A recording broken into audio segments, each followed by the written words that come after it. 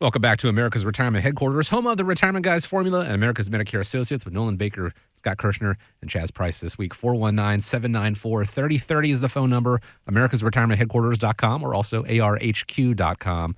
In the end of 2019, Secure Act, the first Secure Act was passed. And Nolan, as you're fond of saying, history doesn't repeat itself, but it does often rhyme.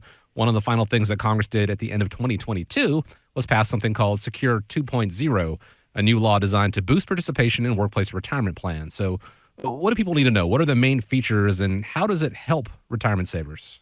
Well, there is a lot to it, and it's a matter of kind of applying those rules to your individual situation. So anytime there are new rules that come out, I would encourage you to sit down with a financial professional and, see how it applies to your situation. So let's talk about some of the biggest ones that are out there. First of all, we have another postponement to required minimum distribution. So what it's going to do is it's going to raise the age for mandatory withdrawals from 401ks, retirement accounts, from the current age of 72, which keep in mind was just changed not that long ago. But under the new Secure Act, starting next year, savers are going to be required to take withdrawals beginning at the age 73, a change that gives them more time to kind of squirrel away some cash for retirement. And the legislation would effectively and eventually raise this threshold to age 75. One that I thought was kind of interesting is a rollover of a 529 plan balance to Roth IRAs. And so for those listeners that are out there, a 529 plan is one of the plans that you think about when you're putting money aside for kids in college. So a lot of parents or grandparents want to help out their child or grandchild, and maybe they put money aside for a 529 plan. Maybe the child ended up joining the military. I know my son looked at that, and I served in the Marine Corps and the reserves, and that paid a lot of it. Mm-hmm. So under the new provisions, they have the ability where you could take part of the 529 plan, if it wasn't all used for higher education expenses, be able to roll that over. So if you look at it under the old plan, it's still in effect in 2023. Leftover balances in the 529 educational savings plan could be taken as a non-qualified distribution, meaning that you're not using it for higher education. But the earnings portion of the distribution would be subject to an income tax and a 10% penalty.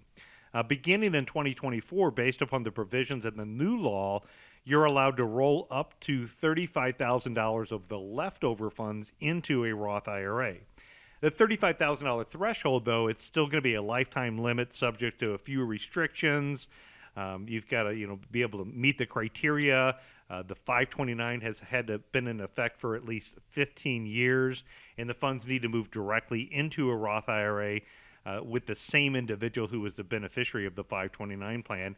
Any 529 plan contributions made in the previous 5 years and earnings attributed to those contributions are not eligible to be rolled over into a Roth IRA, and that amount be given to a tax-free amount. There was and I look at the guys around the room. I mean, you're obviously all looking at me a little bit of glazy-eyed because, the tax laws, I'm giving it to you, it's somewhat confusing. So as I was, finishing that statement talking about 529 plans, just know this. There's new tax laws in the Secure Act 2.0, mm-hmm. and if you apply it to your situation correctly, you could benefit from it, and if not, you could miss out. The famous judge, I think his name was Leonard Hand, he says there's two systems of taxation, one for the informed and one for the uninformed.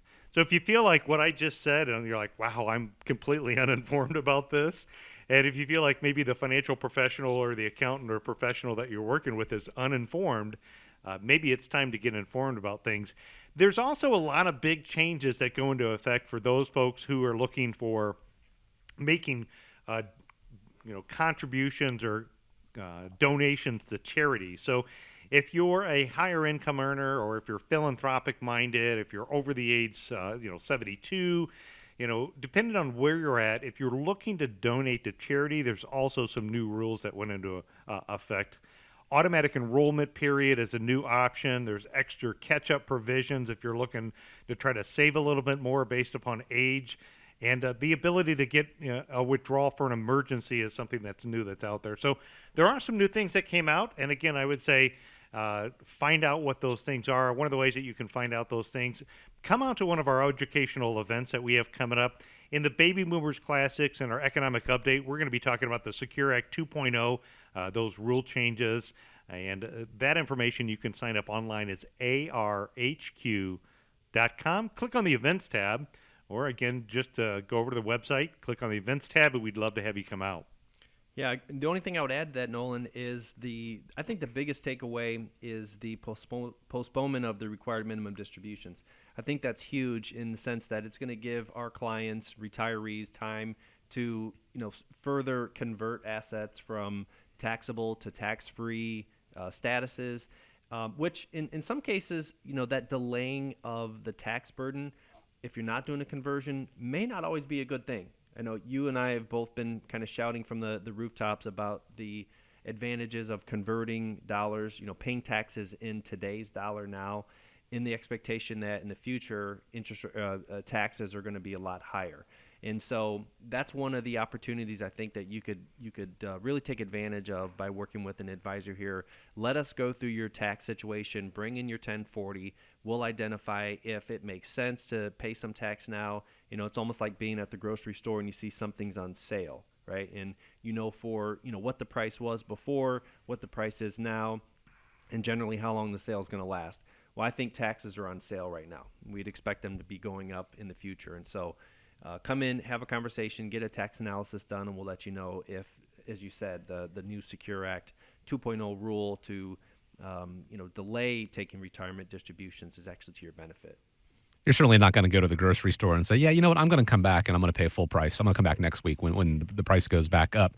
It's the same sort of thing that happened in 2020 when they waived the required minimum distribution for retirees out there. You didn't have to take them out there. Mm-hmm. And I know something that you guys had said is, just because you don't have to take them doesn't mean that you can't utilize strategies and maybe consider doing it and doing conversions if we know what the rules are now. And the rules did very much change between last year and this year, kind of under the cover of darkness, like they're wont to do, to see what the new rules are and how they can apply to you in the most beneficial way possible. Schedule a time to speak with the team at America's Retirement Headquarters. That phone number is 419-794-3030. That's 419-794-3030. Or you can go online and also register for the upcoming events that they've got, arhq.com.